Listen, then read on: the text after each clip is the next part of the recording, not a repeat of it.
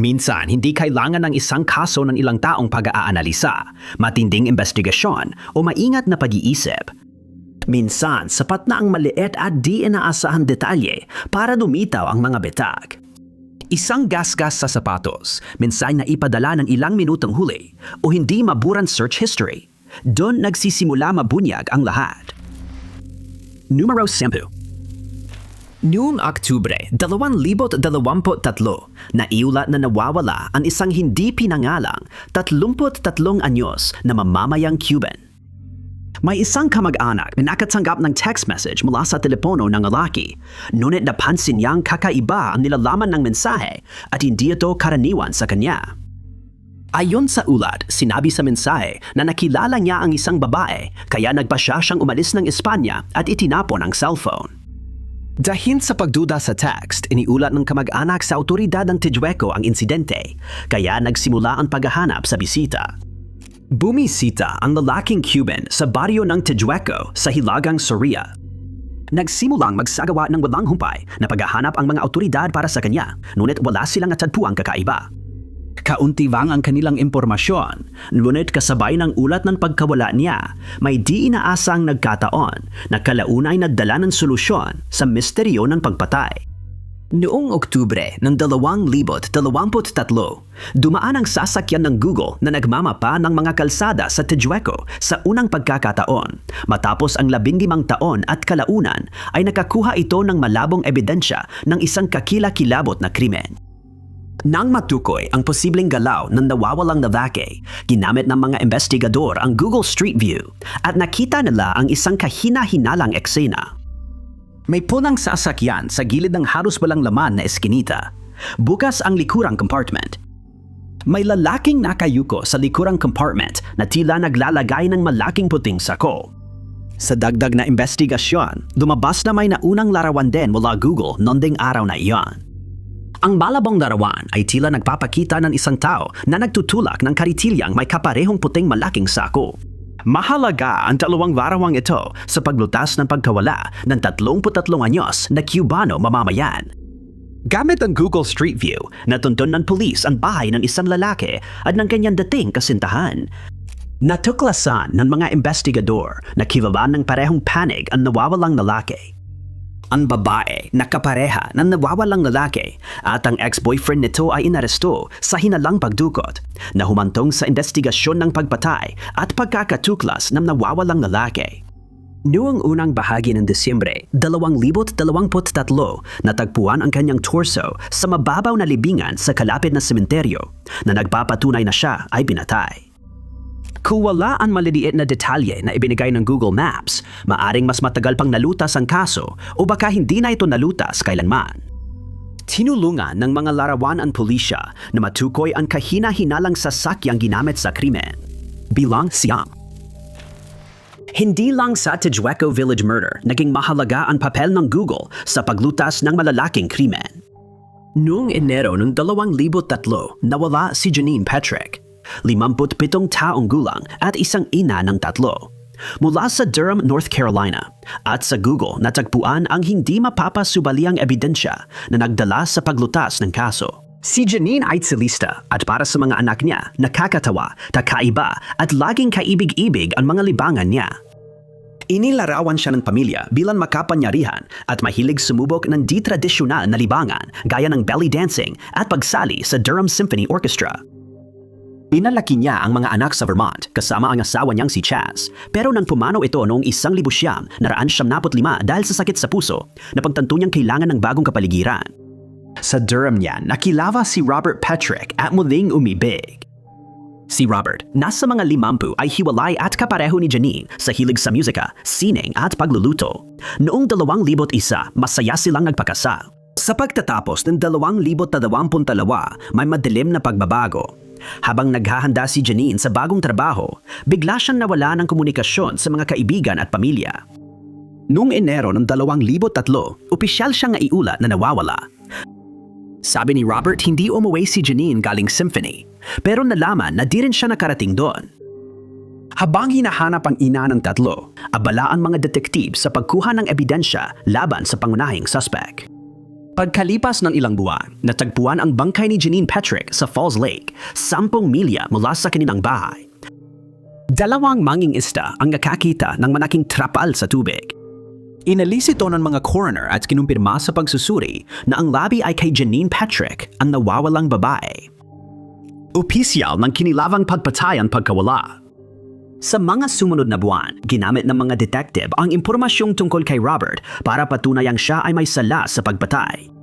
Nalaman nilang iba ang tunay niyang pagkatao.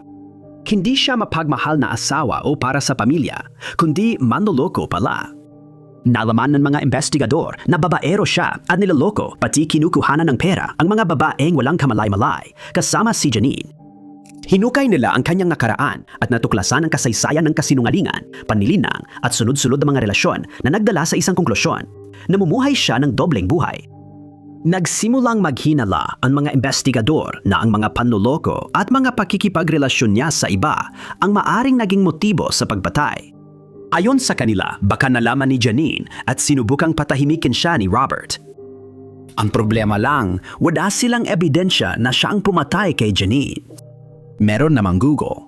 Humingi ng tulong ang mga detective sa computer expert na tumingin sa search history ni Robert at natuklasan ang eksaktong script ng pagpatay sa asawa niya. Kabilang sa mga hinanap ay leeg, bali at putol. Nagsagagawa rin siya ng malawakan pananaliksik sa antas ng lawa, mga rampa ng bangka, agos ng tubig at pinaka-nakadidiing ebidensya kung paano makapunta sa Falls Lake. Ang mga salitang ito ay may timestamp na 4 na araw bago i-report ang pagkawala ni Janine. Pagkatapos ng 2 oras ng pagdedeliberasyon na may simpleng bagay lang gaya ng search history sa isip, nagkaisa ang hurado na napatunayang nagkasala si Robert Petrick ng homicide sa unang antas at tinatulan siya ng habambuhay na pagkakakulong dahil sa kanyang mga krimen. Numero 8. Si Sidney Loof ay ipinanganak sa Broken Bow, Nebraska at lumaki sa Arcadia, lumipat sa Neely noong 2000. Sikat siya sa husay sa pangingisda at may hilig din sa golf at basketball. Nung siya ay teenager, nagkaroon siya ng scoliosis na naging dahilan para tumigil siya sa paglalaro ng sports. At noong 2011, pagkatapos niyang magtapos ng high school, nagsimula siyang magtrabaho sa isang lokal na tindahan ng Menards. Sa panahong ito, nakararanas siya ng mga problema sa kalusugan ng isip, kabilang na ang matinding depresyon at pagkabalisa, na tila umabot sa sukdulan ilang araw bago siya nawala noong 15 na Nobyembre, 2017 sa edad na 24. Kahit may problema sa kalusugan ng isip, sinusubukan pa rin ni Sidney pagandahin ang buhay at nagplano siyang makipag-date sa Tinder. May nakilala siya kamakailan sa site at nagplano silang magkita sa Wilbur, Nebraska. Karamihan sa mga nakakakilala sa kanya ay hindi alam ang tungkol sa mga planong ito na nalaman lang nila dahil sa isang post na ginawa niya nung araw na siya ay nawala. 3 linggo matapos i-report na nawawala si Sidney, natagpuan ang kanyang pinagputol-putol na labi sa tabi ng isang kalsadang graba sa bandang Wilbur, Nebraska. Habang iniimbestigahan, sinuri ng mga detektive ang post kung saan ipinaalam ni Sidney sa pamilya at kaibigan tungkol sa kanyang mga plano bago siya nawala. May larawan ng biktima ang post na may caption, "Handa na para sa date ko." Dinala ng mga autoridad sa Tinder ni Sidney, kung saan ang profile na may alias na Audrey ay may mga mensaheng ukol sa kanilang pagkikita. Si Audrey ang nakipagkitita sa dalaga sa Wilbur. Sinama ang mga computer experts sa investigasyon at natukoy nila ang tunay na panggawan sa likod ng alias. Si Audrey ay si Bailey Boswell na may record ng krimen, kabilang ang pagmamay-ari ng mga paraphernalia para sa recreational na paggamit. Nadiskubre ng otoridad na hinanap ni Boswell si Aubrey Trail sa Backpage. Si Trail ay lumaking mahirap at inabuso nung bata pa siya. Lumipat siya sa iba't ibang foster home bago makulong bilang teenager dahil sa armadong pagnanakaw. Tinukoy ang dalawa bilang mga person of interest matapos mapag-alamang pareho nilang nakipagkita kay Sidney sa napagkasunduang petsa. Inaresto sila at masusing ininteroga na sa huli ay nagresulta sa magulong sunod-sunod na pag-amin ni Trail. Sa korte, ginamit ng taga-usig ang mga mensahe sa Tinder at iba pang impormasyon para patunayang sina Trail at Boswell ang may sala sa planadang pagpatay kay Sidney Loof. Kasama sa ebidensya ang mga recording mula sa tindahan na nagpapakitang bumili ang dalawa ng isang bakal na lagaring may habang, isang talambakan, wire snips, drop cloths, blade, 30 galong trash bags, ilang galon ng bleach at tree saw. Direktang konektado ang mga bagay na ito sa pagpatay at pagputol ng katawan ng dalagang babae. Si Trailette Boswell ay nahatulan ng first-degree homicide. Pang-pito. Ika-25 ng Abril, 1935 sa Cookie Aquarium Baths kung saan naninirahan ang isang tiger shark mula sa Cookie Beach. Matapos isang linggo ng mahuli, nadiskubre ng staff at otoridad na may lihim ang pating na ito. Hindi maipaliwanag ang pagkakasakit at pagkalamyan ito, pero ipinakita pa rin ang specimen sa marami. Malalaman din kung bakit ito nagkasakit.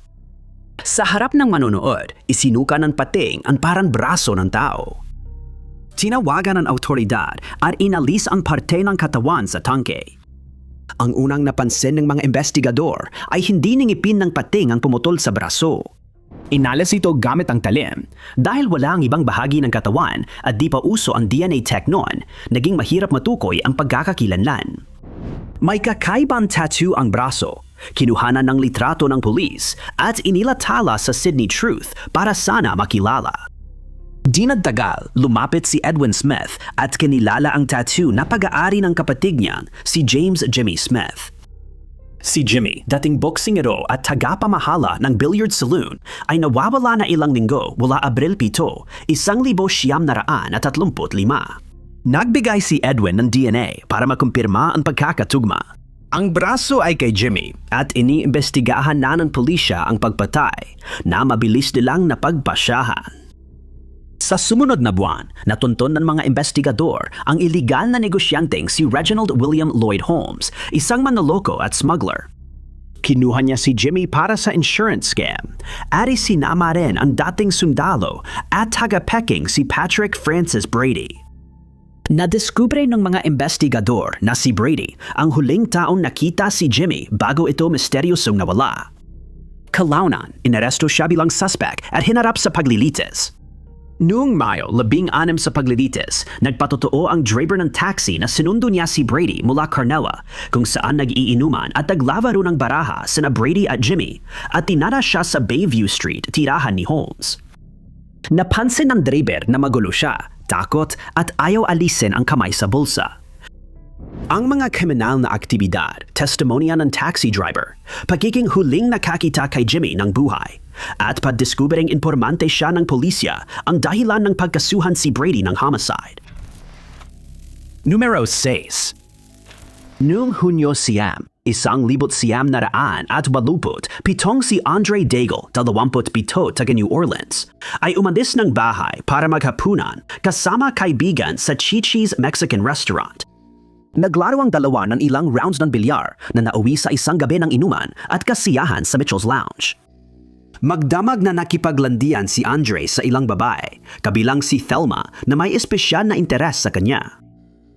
Ngunit sa masayang gabing iyon, doon nawala si Andre. Makalipas ang ilang araw, nalaman ni Elise McGinley, kapatid ni Andre mula Southern California, ang biglaan pagkawala ng kanyang asawa. Hindi siya pumasok sa trabaho at tumigil sa pakikipag-ugnayan sa pamilya at mga kaibigan. Agad ipinaalam ni Elise sa otoridad. Habang mabagal ang investigasyon, humingi ng tulong ang kapatid mula sa di inaasahan pinagmulan. Lumapit siya sa psychic investigator na nakilala niya ilang araw. Bago iyon nang sumama siya sa mga kaibigan para lang maglibang. Si Rosemary Kerr, isang psychic investigator, ay tumulong sa pamilya sa paghahanap kay Andre na nawawala. Inutosan niya ang kapatid na magdala ng mapa ng Louisiana na mahalaga sa pagtukoy ng mga naganap. Nang magkita sila, magkatabing inilagay sa mesa ang mapa at larawan ng nawawalang lalaki. Pumikit si Rosemary at ipinatong ang kanyang mga daliri sa larawan ni Andre. Maya-maya, nagreklamo siya ng matinding sakit ng ulo. Sinabi niyang parang tinamaan siya ng matigas na bagay, tapos inilarawan niya ang track ni Andre at ang kapansin-pansing gasgas sa gilid. Sinabi ni Rosemary na may nakita siyang taong mahabang blondeng buhok at mukhang may kapangyarihan sa lalaki. At ang impormasyong ito ay nagdulot ng kalituhan sa pamilya dahil sa pagkakaalam nila, wala namang kasintahan si Andre. Ibinaling ni Rosemary ang pansin niya sa mapa at bigla siyang nakaramdam ng matinding sakit ng ulo. Inilarawan niya ang latian, mahabang tulay sa ibabaw ng tubig, mabuhanging dalampasigan at bilang na 7 sa sandaling iyon. Dumaan ang kanyang mga daliri sa bayang Slidell, 30 milya mula New Orleans. Binuksan ng psychic ang kanyang mga mata at sinabi sa kanila na kung gusto nilang mahanap si Andre, kailangan nilang pumunta sa Slidell.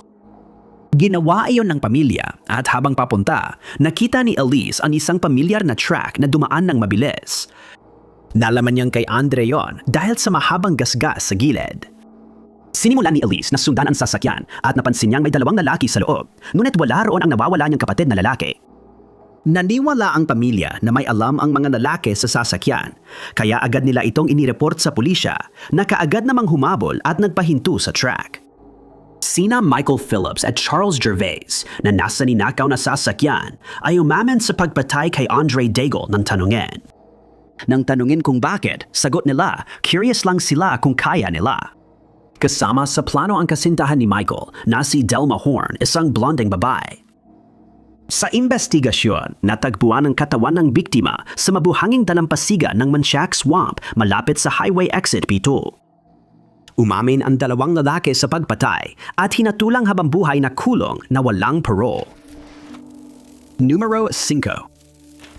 Si Maurice Travis ay Amerikanong mamamatay tao na napatunayang kumatay nang hindi bababa sa 12 babae, ngunit maaring higit pa sa 18. Inako niya ang responsibilidad sa hanggang 17 pagpatay na pinadududahan ng ilan, habang ang iba ay naniniwalang lampas. 20 ang biktima niya. Nung siya ay itinuturing na may kinalaman sa ilan sa mga kasong ito, si Travis ay may kriminal na record na may hatol sa armadong pagnanakaw at pagkakaroon ng droga. May video recording na nagpapakita kay Travis na gumagawa ng hindi mailarawang gawain laban sa kanyang mga biktima. Natagpuan ang tape sa paghahanap sa kanyang bahay sa Ferguson, Missouri at ginamit ito bilang panunahing ebidensya sa hatol ng pagpatay. Ngunit ang videotape ay hindi ang naging dahilan kung bakit pinaghinalaan ng mga awtoridad si Travis sa mga krimeng ito laban sa mga babae.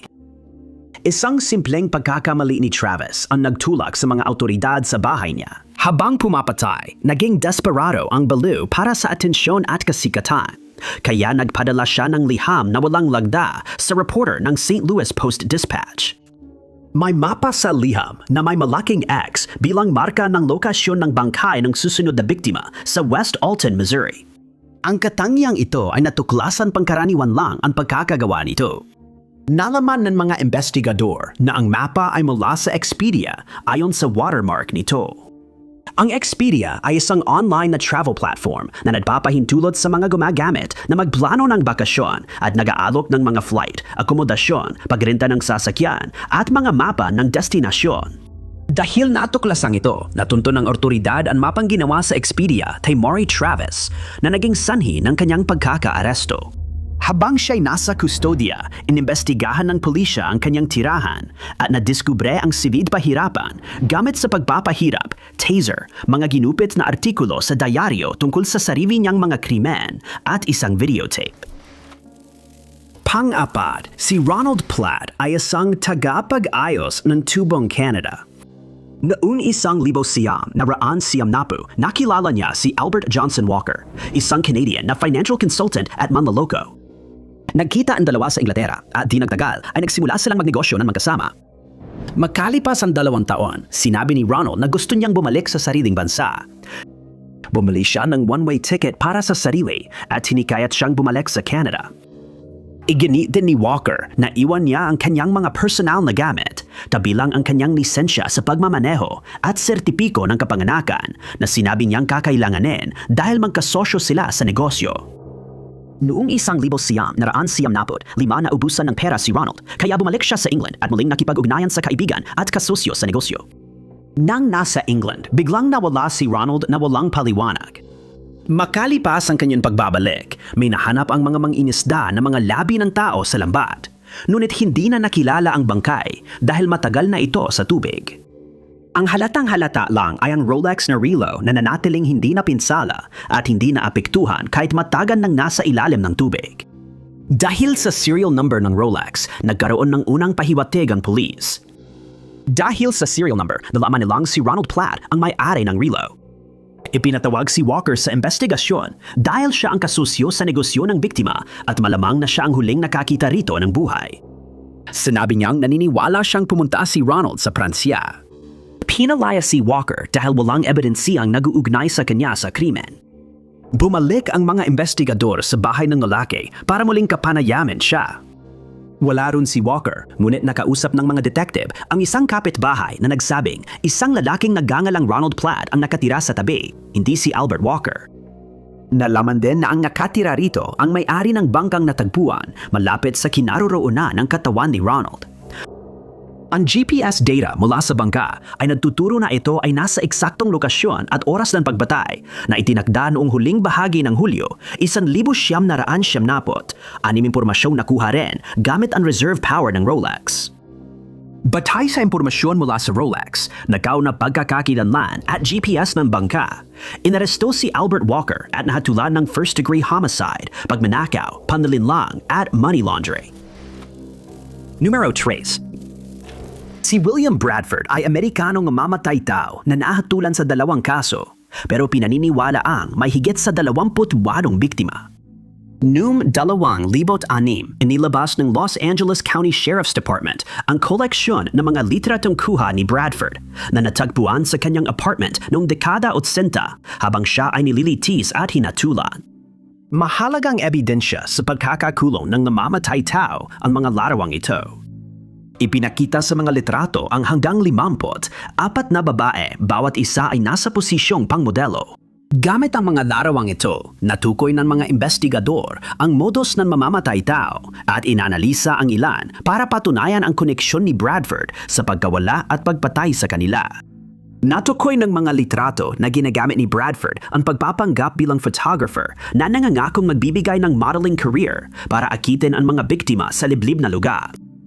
Ang mga liblib na lugar ay kinabibilangan ng bahagi ng desyerto na may kakaibang pormasyon ng bato sa likod ng larawan ni Bradford. Nakilala ng mga detective ang natatanging tanawin sa likuran at pinag-aralan ang kakaibang bato, kaya napunta sila sa isang lugar sa Mojave Desert.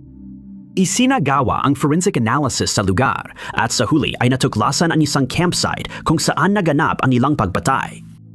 Pinatutunayan ng kalansay at DNA na maramihang pagpatay ang naganap dito.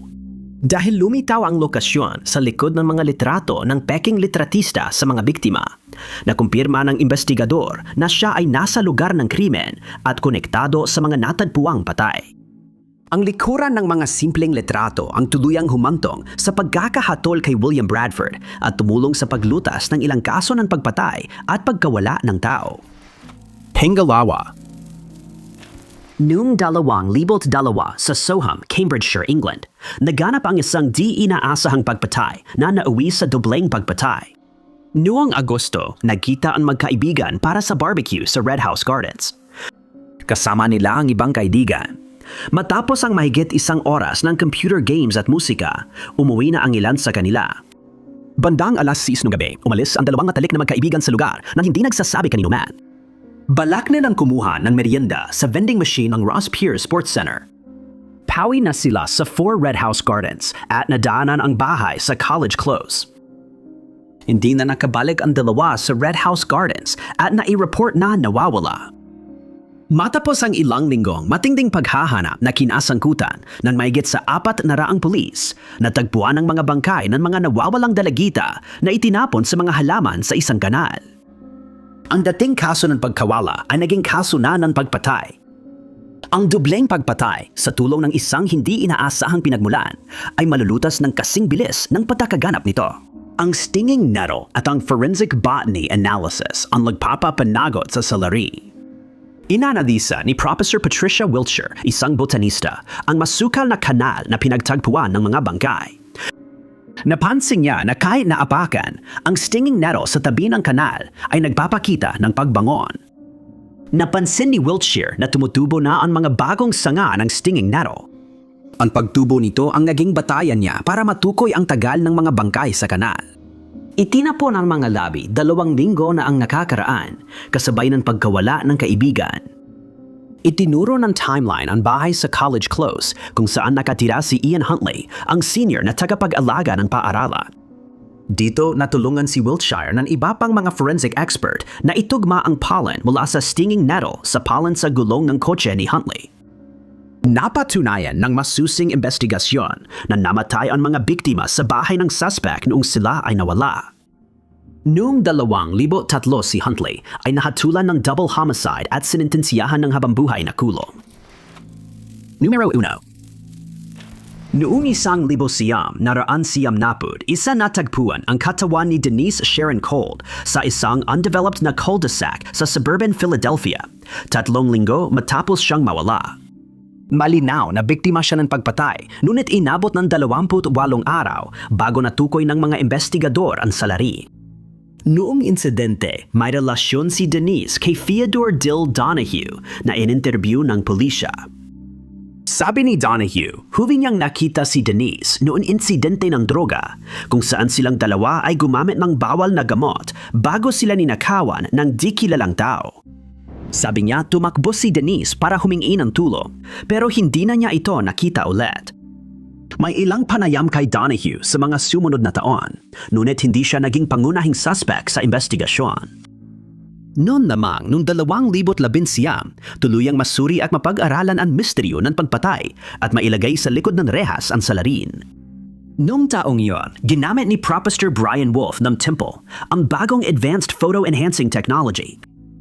Tinitingnan ni Wolf ang mga litrato ng crime scene at mga litrato mula sa apartment ni Donahue, isang taong iniimbestigahan, at natuklasan niya ang isang detalyeng hindi napansin noon. May ilang damit sa katawan ni Denise, kabilang ang dilaw na medyas. Sa loob ng 28 taon, walang nagtanong tungkol sa kaparehan nito. Sa paglinaw ng mga litrato mula sa apartment ni Donahue, nahanap ni Wolf ang nawawalang piraso ng damit. May isa pang dilaw na medyas na nakita sa bahay ng suspect. Dahil sa mas malinaw na mga larawan, nakita ng mga ekspertong forensic ang tekstura, kulay at detalye ng parehong medyas, kaya napatunayan magkapareho ang mga ito. Ang simpleng pagkakatuklas na ito ang nadurot ng pag-aresto at pagkakahatol ng 52 anyos na si Teodoro Donahue. Maraming salamat sa panonood mga kaibigan. Kung nagustuhan ninyo ang video na ito, siguraduhin pindutin ang like button. Huwag kalimutang mag-subscribe at i-click ang bell para updated kayo sa uploads namin. Ako si Top 5 Unknowns. Magkita tayo sa susunod.